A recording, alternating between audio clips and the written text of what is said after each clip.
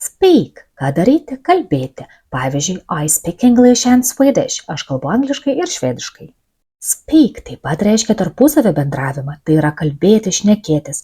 Pavyzdžiui, can we speak about plans for the evening? Gal galime pasikalbėti apie vakaro planus? Kai kažką sakome girdint kitiems, irgi vartojame veiksmažodį speak reikšmėje sakyti, pasisakyti. Pavyzdžiui, raise your hand if you want to speak.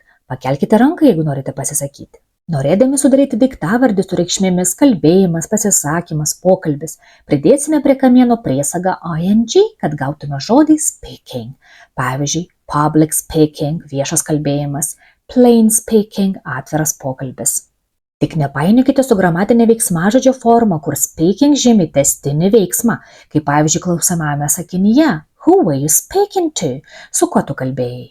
Na, o jeigu norime pavartoti žodį kalbėtojas, oratorius, pranešėjas arba kalbantysis, sudarysime daiktavardį speaker, pridėję prie kamieno priesagą er.